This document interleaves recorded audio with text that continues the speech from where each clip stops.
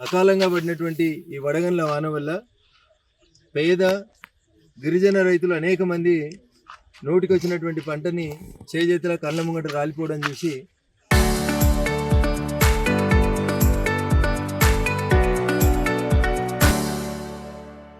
బాధాతప్త హృదయాలతో ఏడుస్తూ ఉన్నారు. వడగండ్లు రైతులకి కన్నీళ్ళను మిగిల్చినవి తప్ప ఇంకొకటి మిగిల్చలేదు. దురదృష్టం, మన రాష్ట్ర ప్రభుత్వం, భారత ప్రభుత్వం ఫసల్ బీమా పథకాన్ని ఇచ్చిన సందర్భంగా రకరకాల రాజకీయ కారణాల చేత ఫసల్ బీమా పథకాన్ని అమలు చేయకపోవడం వల్ల దాదాపు ఈరోజు ఒక్కొక్క రైతు వ్యవసాయం మీద పెట్టిన ఖర్చు సుమారు 25 నుంచి 30 వేల రూపాయలు ఒక ఎకరం సాగుబడి కోసం పెట్టినటువంటి ఖర్చు. రేపు ప్రభుత్వం ఏదో కంటి తుడుపుగా 5,000, 10,000 ఇస్తే 10 ఎకరాల్లో సాగు చేసినటువంటి రైతులకి కన్నీరు తప్ప ఇంకొకటి మిగిల్చలేదు. అవ్వ పెట్టది, అడక తినని అది. రాష్ట్ర ప్రభుత్వం ఇన్సూరెన్స్ ఏది, కేంద్ర ప్రభుత్వం ఇచ్చినటువంటి ఫసల్ బీమా పథకాన్ని కూడా అమలు చేయకపోవడం వల్ల ఇట్లాంటి పేద రైతులకు సంబంధించినటువంటి సమస్యల్ని రాష్ట్ర ప్రభుత్వం ఎట్లా తీరుస్తుంది అనేది ఒకసారి ఆలోచించుకోవాలి. చాలా చెప్తారు మాటలు మాత్రం. 1,00,000 కోట్లు పెట్టి కాళేశ్వరం కట్టామని ఒక ఆయన చెప్తాడు, 1,00,000 కోట్లు పెట్టి రేపు మూసిని సాఫ్ చేస్తామని ఒకటి చెప్తాడు.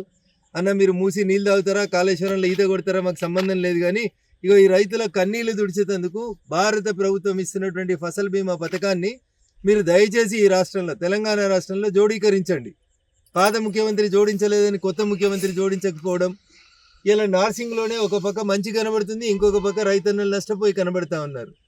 మీరు మండలాన్ని ఒక యూనిట్గా తీసుకొని చేస్తాం ఇన్సూరెన్స్ అంటే దానివల్ల నష్టం జరుగుతూ ఉంది.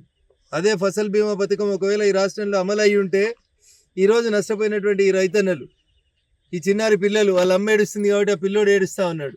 నిన్నటి దాకా నోటి దాకా వచ్చింది అనుకున్నటువంటి ఆ రైతుకి పంట ఈరోజు చేజారిపోవడం అనేది దురదృష్టకరమైనటువంటి విషయం.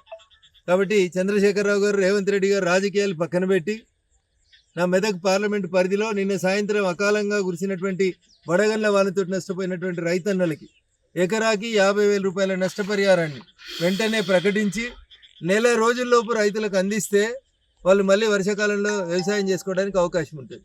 లేని పక్షంలో ఎద్దేడిచిన వ్యవసాయం, రైతేడిచిన రాజ్యం బాగుపడదని, ఈ రైతన్నల ఉసురు దాకి ఈ రాష్ట్ర ప్రభుత్వం కూలిపోక తప్పదని ఈ సందర్భంగా హెచ్చరిస్తాం.